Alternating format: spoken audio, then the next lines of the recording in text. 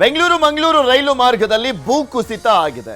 ಬಾಳುಪೇಟೆ ಸಕಲೇಶಪುರ ಮಾರ್ಗದಲ್ಲಿ ಭೂಕುಸಿತ ಆಗಿರುವಂತದ್ದು. ಭೂಕುಸಿತದಿಂದ ನಿಂತಲ್ಲೇ ನಿಂತಿದ್ದಾವೆ 6 ಟ್ರೈನ್ಗಳು. ಬಿಕಾಸ್ ಅಲ್ಲಿ ಭೂಕುಸಿತ ಆಗಿರುವಂತ ಕಾರಣಕ್ಕೋಸ್ಕರ ಈಗ ಅಲ್ಲಿ ರೈಲ್ವೆ ಮಾರ್ಗ ಕಳೆದ 10-15 ದಿನದಿಂದಲೂ ಕೂಡ ಸ್ಟಾಪ್ ಆಗಿತ್ತು. ಮತ್ತೆ ಮೊನ್ನೆ ಒಂದು 2-3 ದಿನದಿಂದ ಬಿಡಲಾಗಿತ್ತು. ಈ ಸಂದರ್ಭದಲ್ಲಿ ಈಗ ಭೂಕುಸಿತ ಆಗಿರುವಂತ ಕಾರಣಕ್ಕೋಸ್ಕರ ಎಲ್ಲಿಂದ ಹೊರಟಿದ್ವು ಟ್ರೈನ್ಗಳು ಅಲ್ಲಲ್ಲೇ ಸ್ಟೇಷನ್ಗಳಲ್ಲೇ ನಿಲ್ಲಿಸಲಾಗಿದೆ. ಬಿಕಾಸ್ ಮೂವ್ ಮಾಡಲಿಕ್ಕೆ ಆಗೋದಿಲ್ಲ, ಆತಂಕದ ಪರಿಸ್ಥಿತಿ ಇರುವಂತ ಕಾರಣಕ್ಕೋಸ್ಕರ ಕಣ್ಣೂರು ಎಕ್ಸ್ಪ್ರೆಸ್, ಮುರುಡೇಶ್ವರ ಎಕ್ಸ್ಪ್ರೆಸ್ ಸ್ಥಗಿತ ಆಗಿದೆ. ಆಲೂರು ಹಾಗೂ ಹಾಸನದಲ್ಲಿ ಸ್ಥಗಿತಗೊಂಡಿರುವಂಥದ್ದು. ರೈಲುಗಳು ಅಲ್ಲೇ ಸ್ಟಾಪ್ ಆಗಿದ್ದಾವೆ. 6 ರೈಲುಗಳಲ್ಲಿರುವಂಥ ಸಾವಿರಾರು ಮಂದಿಗೆ ಆತಂಕ ಮನೆ ಮಾಡಿದೆ. ಬಿಕಾಸ್ ಒಂದ್ ಕಡೆ ಶಿರಾಡಿ ಘಾಟ್ ಕೂಡ ಹಾಳಾಗೋಗಿರುವಂಥದ್ದು. ಅಲ್ಲೂ ಕೂಡ ಯಾವುದೇ ಸಂಚಾರದ ವ್ಯವಸ್ಥೆ ಇರಲಿಲ್ಲ. ಅಂದರೆ ಸಂಚಾರವನ್ನು ಬಂದ್ ಮಾಡಲಾಗಿತ್ತು, ಈಗ ಬಿಟ್ಟಿರಬೇಕೇನೋ. ಆದರೆ ರೈಲ್ವೆ ಮಾರ್ಗನೂ ಕೂಡ ಬಂದಾಗಿತ್ತು. ಈಗ ಒಂದು 2-3 ದಿನಗಳಿಂದ ಅಷ್ಟೇ ಇನ್ನೂ ಶುರುವಾಗಿರುವಂಥದ್ದು. ಈಗ ಮತ್ತೆ ಆತಂಕ ಎದುರಾಗಿದೆ. ಸೊ ಆಲೂರು ಸ್ಟೇಷನ್ನಲ್ಲೇ ನಿಲ್ಲಿಸಲಾಗಿದೆ. ಸಕಲೇಶಪುರ ಆಲೂರು ಸ್ಟೇಷನ್ನಲ್ಲೇ ಟ್ರೈನ್ಗಳನ್ನು ನಿಲ್ಲಿಸಲಾಗಿರುವಂಥದ್ದು. ಮರಗಳ ಸಮೇತ ಹಳಿಗಳ ಮೇಲೆ ಕುಸಿದು ಬಿದ್ದಿರುವಂಥದ್ದು ಮಣ್ಣು. JCB ತಂದು ಮಣ್ಣನ್ನು ತೆಗಿತಾ ಇದ್ದಾರೆ ಸಿಬ್ಬಂದಿ. ಇದಕ್ಕೆ ಸ್ವಲ್ಪ ಟೈಮ್ ಹಿಡಿಯುತ್ತೆ. ಪರ್ಯಾಯ ವಾಹನ ವ್ಯವಸ್ಥೆ ಮಾಡುವಂತೆ ಕೂಡ ಒತ್ತಾಯವನ್ನ ಮಾಡ್ತಾ ಇದ್ದಾರೆ ಟ್ರೈನ್ನಲ್ಲಿ ಬಂದಿದ್ದಂಥ ಪ್ರಯಾಣಿಕರು. ಸಕಲೇಶಪುರ, ಯಡಕುಮಾರಿ, ಶಿರ್ವಾಗಲು, ಆಲೂರು ಸೇರಿದಂತೆ 6 ಕಡೆ ನಿಂತಿದ್ದಾವೆ 6 ರೈಲ್ಗಳು. ರೈಲ್ವೆ ಸ್ಟೇಷನ್ ಅಲ್ಲಿ ಪ್ರಯಾಣಿಕರಿಗೆ ಉಪಹಾರದ ವ್ಯವಸ್ಥೆಯನ್ನ ಮಾಡಲಾಗಿದೆ. ಇಲ್ಲಿ ಪ್ರಮುಖವಾಗಿ 6 ಟ್ರೈನ್ಗಳು ನಿಂತಿರುವಂತಹ ಕಾರಣಕ್ಕೋಸ್ಕರ ಪ್ರಯಾಣಿಕರು ಪರದಾಟವನ್ನು ಮಾಡ್ತಿದ್ದಾರೆ. ಇದೇ ವಿಚಾರಕ್ಕೆ ಸಂಬಂಧಪಟ್ಟಂತೆ ಮಾತಾಡಲಿಕ್ಕೆ ಆ ಟ್ರೈನ್ನಲ್ಲಿದ್ದಂಥ ನಮ್ಮ ಪ್ರತಿನಿಧಿ ಒಬ್ಬರಿದ್ರು, ದಿವ್ಯಾ ಪೆರ್ಲಾ ಅಂತ, ಸಬ್ ಎಡಿಟರ್, News 18 ಡಿಜಿಟಲ್. ನಮಸ್ಕಾರ ದಿವ್ಯಾ. ನಮಸ್ಕಾರ ಪ್ರತಿ ಅವರೇ. ಹೇಗಿದೆ ಅಲ್ಲಿ ಪರಿಸ್ಥಿತಿ, ಏನಾಗಿರೋದಂತೆ, ಏನ್ ಮಾಹಿತಿ ಕೊಟ್ರು ಟ್ರೈನ್ನಲ್ಲಿ? ನಿನ್ನೆ ರಾತ್ರಿ 9:30ಗೆ ಬೆಂಗಳೂರಿಂದ ಕಣ್ಣೂರ್ಗೆ ಹೊರಟಂತಹ ಕಣ್ಣೂರ್ ಎಕ್ಸ್ಪ್ರೆಸ್ 9:30ಗೆ ಹೊರಟಿತ್ತು. ಆದ್ರೆ ಹಾಸನದಲ್ಲಿ ಒಂದು ಅರ್ಧ ಗಂಟೆ, ನಾರ್ಮಲ್ ಆಗಿ 1 ಗಂಟೆ ಅಥವಾ ನಿಲ್ಲುತ್ತೆ. ಆದ್ರೆ ಈ ಸಲ ತುಂಬಾ ಒಂದು 3 ಗಂಟೆ ಡಿಲೇ ಆಯ್ತು. ಆಮೇಲೆ ತುಂಬಾ ಹೊತ್ತಾದ್ಮೇಲೆ ಗೊತ್ತಾಯ್ತು ಟ್ರೈನ್ ಡಿಲೇ ಆಗಿದೆ, ಲ್ಯಾಂಡ್ ಸ್ಲೈಡ್ ಆಗಿದೆ ಸಕಲೇಶಪುರ ರೋಡ್ ಹತ್ರ ಅಂತ ಹೇಳ್ಬಿಟ್ಟು. ಆಮೇಲೆ ಆವಾಗ್ಲೇ ಒಂದ್ ಜನಕ್ಕೆ ಒಂದಷ್ಟು ಭಯ ಆಯ್ತು. ಆದ್ರೆ ಅನೌನ್ಸ್ಮೆಂಟ್ ಬಂತು ಒಂದ್ ಸ್ವಲ್ಪ ಹೊತ್ತಾದ್ಮೇಲೆ ಟ್ರೈನ್ ಮೂವ್ ಆಗುತ್ತೆ ಅಂತ ಹೇಳ್ಬಿಟ್ಟು. ಆದ್ರೆ ಅಲ್ಲಿಂದ ಒಂದ್ ಸ್ವಲ್ಪ ಮುಂದೆ ಬಂದಿದ್ದಷ್ಟೇ, ಹಾಸನಿಂದ ಆಲೂರು ಹಾಲ್ಟ್ ಗೆ ಬಂದ್ ಕೂಡಲೇ ಮತ್ತೆ ಟ್ರೈನ್ ಸ್ಟಾಪ್ ಆಗಿ ಇಷ್ಟೊತ್ತಿನ ತನಕ, ಇವಾಗಿನ ತನಕ ಇನ್ನೂ ಟ್ರೈನ್ ಅಲ್ಲೇ ಸ್ಟಾಪ್ ಆಗಿದೆ. ಅದೇ ರೀತಿ ಹಾಲ್ಟ್ ಆಗಿದ್ದು ರಾತ್ರಿ ಆಲ್ಮೋಸ್ಟ್ ಒಂದು 12 ಗಂಟೆ ಅಷ್ಟೊತ್ತಿಗೆಲ್ಲ ಸ್ಟಾಪ್ ಆಗಿತ್ತು. ಆದ್ರೆ 3:30 ಹಂಗೆ ಟ್ರೈನ್ ಮತ್ತೆ ಮೂವ್ ಆಗಿತ್ತು. ಅಲ್ಲಿಂದಷ್ಟು ಇವಾಗ ಏನು ಆಲೂರು ಹಾಲ್ಟ್ ಅಲ್ಲಿ ಬೆಳಗ್ಗೆ ಟ್ರೈನ್ ರೀಚ್ ಆಗಿದೆ.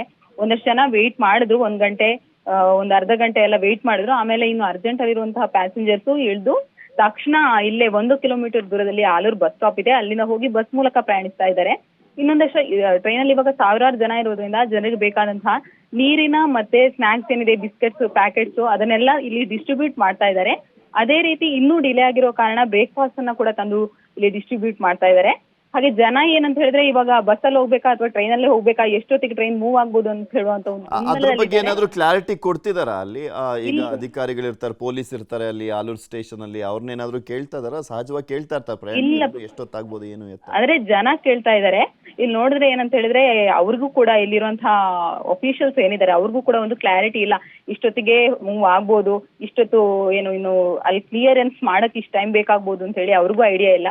ಯಾಕಂತ ಹೇಳಿದ್ರೆ ಮರ ಸಮೇತ ಮಣ್ಣು ಟ್ರ್ಯಾಕಿಗೆ ಬಿದ್ದಿದೆ ಅಂತ ಹೇಳ್ತಾ ಇದ್ದಾರೆ. ಸೊ ಅದೇನಂತ ಹೇಳಿದ್ರೆ ಇಲ್ಲಿ ಕ್ಲಿಯರೆನ್ಸ್ ಆ ಒಂದು ಪ್ರಾಸೆಸ್ ಏನಿದೆ ಅದು ಎಷ್ಟು ತಗೊಳುತ್ತೆ, ಇನ್ನು ಎಷ್ಟು ಡಿಲೇ ಆಗುತ್ತೆ ಅಂತ ಹೇಳಕ್ ಆಗಲ್ಲ. ಆದ ಕಾರಣ ಜನ ಏನಂತ ಹೇಳಿದ್ರೆ ಒಂದಷ್ಟು ಜನ ಹೋಗ್ತಾ ಇದ್ದಾರೆ, ಇನ್ನೊಂದಷ್ಟು ಜನ ಟ್ರೈನಲ್ಲಿ ಉಳ್ಕೊಂಡಿದ್ದಾರೆ. ಯಾಕಂದ್ರೆ ಇದು ಕಣ್ಣೂರ್ಗೆ ಹೋಗುವಂತ ಟ್ರೈನು, ತುಂಬಾ ಲಾಂಗ್ ರೂಟ್ ಟ್ರಾವೆಲ್ ಮಾಡುವಂತವ್ರು ಇರ್ತಾರೆ. ಸಕಲೇಶ್ ಇನ್ನು ನೆಕ್ಸ್ಟ್ ಏನು ಹತ್ರ ಸ್ಟಾಪ್ ಸುಬ್ರಹ್ಮಣ್ಯ ಎಳಿಯೂರು ಅಂದ್ರೆ ಬಸ್ಸಲ್ಲಿ ಹೋಗ್ಬೋದು. ಬಟ್ ದೂರ ಇರೋರಿಗೆ ಅದು ಬಸ್ ಕೂಡ ಪ್ರಾಬ್ಲಮ್ ಆಗುತ್ತೆ.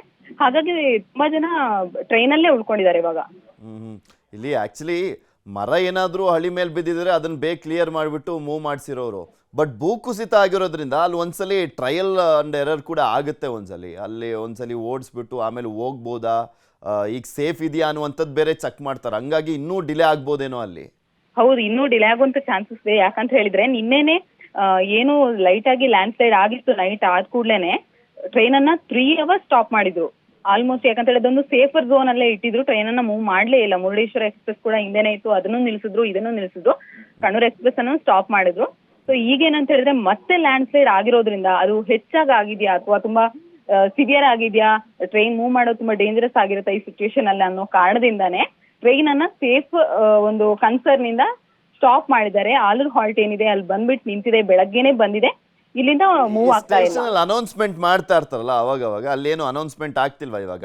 ಇಲ್ಲ, ಆಕ್ಚುಲಿ ಏನಂತ ಹೇಳಿದ್ರೆ ಇಲ್ಲಿ ಆಲೂರು ಹಾಲ್ಟ್ ನಲ್ಲಿ ಇನ್ನು ಅನೌನ್ಸ್ಮೆಂಟ್ ಆಗಿಲ್ಲ. ಆದ್ರೆ ಹಾಸನಲ್ಲಿ ಅನೌನ್ಸ್ಮೆಂಟ್ ಮಾಡಿದ್ದಾರೆ, ಟ್ರೈನ್ ಡಿಲೇ ಆಗುತ್ತೆ ಅಂತ ಹೇಳಿ ಎರಡೆರಡು ಸಲ ಅನೌನ್ಸ್ಮೆಂಟ್ ಮಾಡಿದ್ದಾರೆ. ಆದ್ರೆ ಅಲ್ಲಿರುವಂತಹ ಜನ, ಹಾಸನಲ್ಲಿ ಇವಾಗ ಮುರುಡೇಶ್ವರ ಎಕ್ಸ್ಪ್ರೆಸ್ ಏನೋ ಅದು ಹಾಸನಲ್ಲಿದೆ, ಆದ್ರೆ ಅದ್ರಲ್ಲಿರುವಂತಹ ಪ್ಯಾಸೆಂಜರ್ಸ್ಗೆ ಇನ್ನೂ ನೀರು ಇರ್ಬೋದು ಅಥವಾ ಬಿಸ್ಕತ್ ಇರ್ಬೋದು ಏನೂ ಸಿಕ್ಕಿಲ್ಲ.